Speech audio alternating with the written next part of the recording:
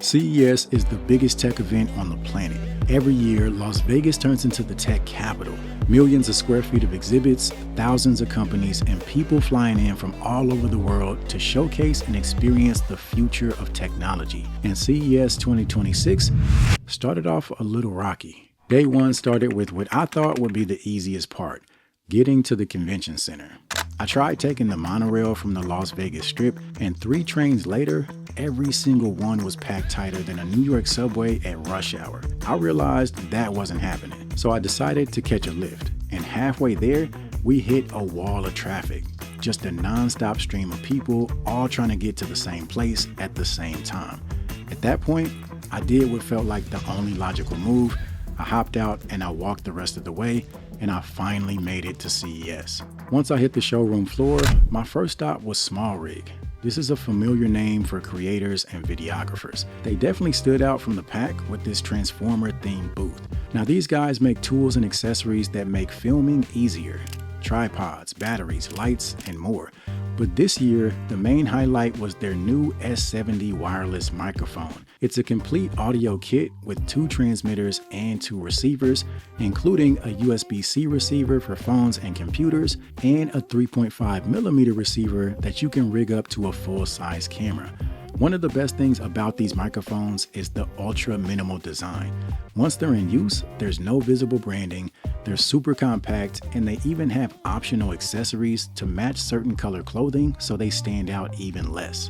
Now, capturing clean audio in a place like CES can be pretty tough, but thanks to built-in noise cancellation, the SmallRig S70 makes it a little bit easier. To top things off, there's app support with options like 9 EQ presets, 3 levels of noise reduction, and an automatic limiter to keep sudden loud noises in check. With 40 hours of battery life and a price of $89, the price to performance is hard to beat.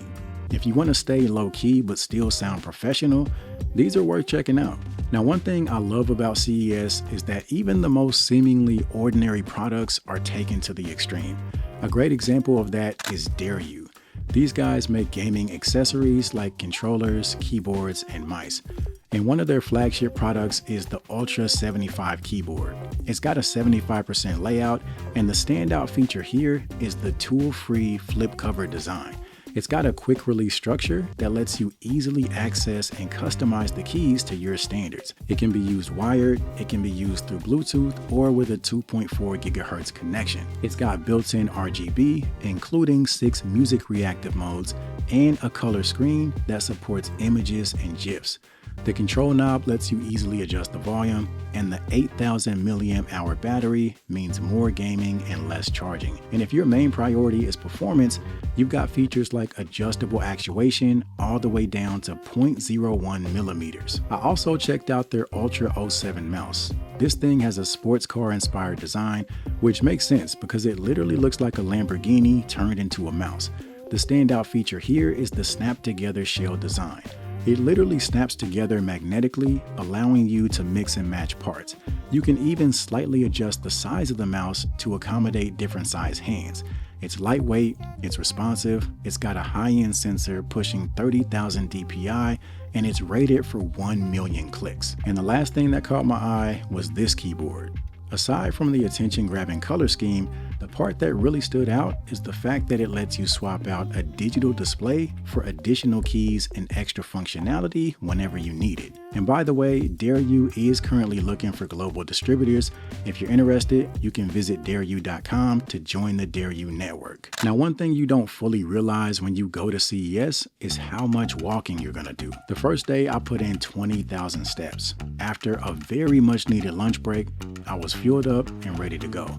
And the next booth I made time for was Edifier. I was able to check out their latest headphones, Bluetooth speakers, and studio monitors. And I got to do it while enjoying a live DJ performance. I'm pretty familiar with Edifier's noise canceling headphones, but this was my first time seeing a lot of their speakers in person. And I gotta say, in terms of aesthetics, they got some good looking stuff. Now this year, the focus is versatility, and a perfect example of that is their new M90 multimedia speakers. These are designed to be compact enough for a desktop, but powerful enough for a living room setup. The goal is to give consumers flexibility depending on their needs. Whether it's upgrading a home office or adding to a home theater or gaming experience, these are designed to fit in wherever you need them. And with extensive connectivity options, including a 3.5mm audio jack, an optical port, a USB-C port, Bluetooth 6.0 with LDAC support, and even HDMI with EARC, these are the definition of flexible. And then there's the brand new XR6, which is clearly aimed at home studio and creator setups. These are near middle field monitors, which means they're designed for relatively close listening while delivering accurate and reliable sound. Perfect for mixing and editing. Now, the standout feature here is the built-in room calibration. It analyzes your space and optimizes the sound for accurate performance no matter the setup. Whether it's personal listening, home office, home studio, or home theater, if you're looking to upgrade your audio, Edifier has options worth checking out. Now, the last thing I expected to do on the CES showroom floor is brush my teeth. Remember I said the most ordinary things are taken to the extreme? This is another example of that.